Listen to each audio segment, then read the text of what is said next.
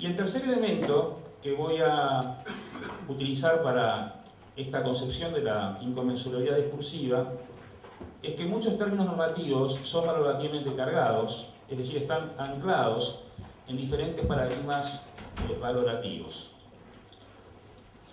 Cuando un término normativo está anclado en un paradigma valorativo, entonces la significación de ese término proviene de diferentes reglas de inferencia que el mismo paradigma valorativo genera.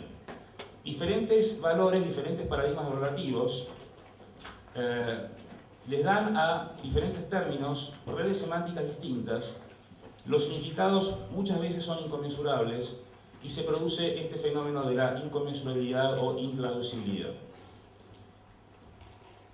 La idea de la inconmensurabilidad, tal como yo la tomo en este trabajo, se asemeja más a la concepción de la inconmensurabilidad de los términos teóricos en las teorías científicas que popularizó Paul Feyerabend en 1962 y que también tomó Thomas Kuhn, aunque mi enfoque se acerca más al de Feyerabend que al de Kuhn, porque no quiero aquí comprometerme con ninguna teoría acerca de la inconmensurabilidad perceptual de los científicos o de las personas cuando perciben diferentes aspectos del mundo. Rápidamente repasada la tesis de Feyerabend es que, por ejemplo, un término como ímpetu, que tenía un significado en la teoría aristotélica del movimiento, no tiene ningún significado en la teoría newtoniana del movimiento, porque las propiedades mecánicas y las propiedades que se adjudican a los movimientos y a los cuerpos en la teoría aristotélica y en la teoría newtoniana son completamente diferentes. El concepto de ímpetu es el concepto de una fuerza que mueve un cuerpo en movimiento. Esta idea de una fuerza motora o de un motor, que es central a la teoría aristotélica, no se encuentra, está ausente en la teoría newtoniana. Hay otros conceptos, por ejemplo el concepto de momento, pero esos otros conceptos son diferentes del ímpetu. Y generalmente, dicho generalmente, el concepto de movimiento, cómo se entiende la palabra movimiento en la teoría de Aristóteles, es diferente a cómo se entiende la palabra o el concepto de movimiento en la teoría de Newton.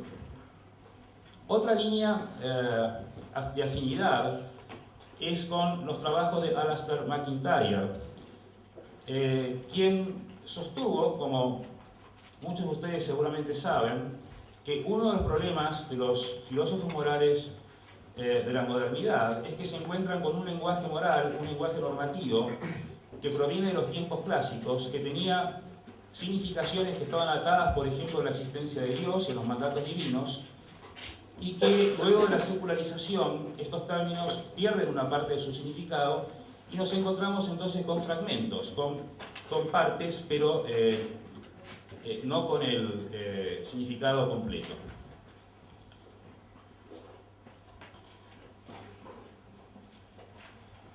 Bueno, los conceptos que aparecen anclados en diferentes paradigmas se desintegran y no es posible la reunificación semántica de tales conceptos por el fenómeno de inconmensurabilidad valorativa. Entonces, la inconmensurabilidad valorativa asegura que la inconmensurabilidad discursiva sea radical y la variación semántica sea radical. El ejemplo que tenía para explicarles es uno que tomo el mismo Habermas, es el concepto de derechos subjetivos. En el paradigma valorativo de la autonomía individual, que Habermas llama la sociología del derecho privado, y en el paradigma de los intereses subjetivos.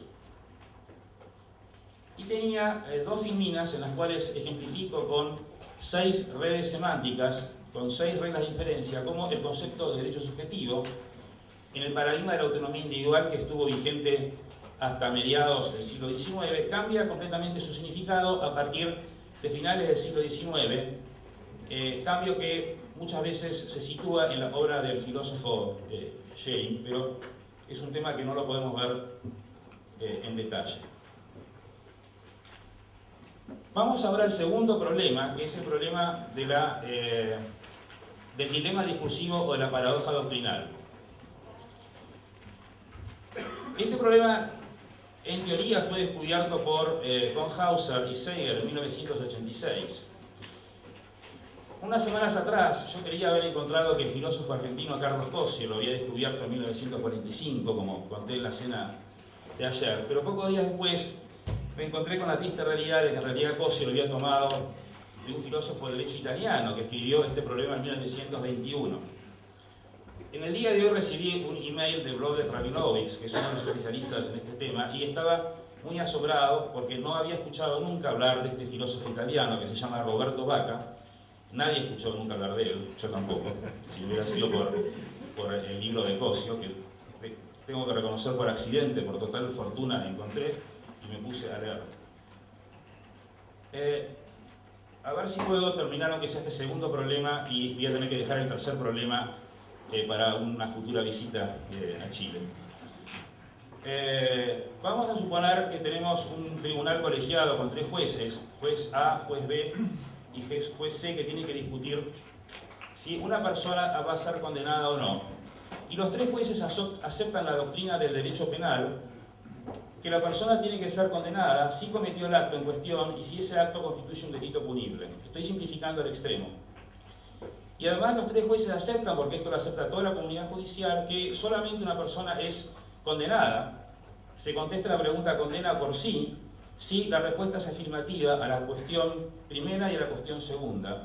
Y que si alguna de las 2 cuestiones no es afirmativa, entonces la respuesta es que no tiene que ser condenado. Bueno, si ustedes miran cómo se distribuyen aquí las razones, el juez A considera que cometió el delito, pero que el delito no es punible y vota por no. El juez B considera y vota, de hecho si hay votación por las cuestiones, que no cometió el delito, pero considera que el delito sí es punible, pero como no lo cometió, es punible pero lo cometió otro. Esta persona no es condenada. Y el juez C contesta por sí ambas cuestiones y también la decisión, la voluntad es que se condene.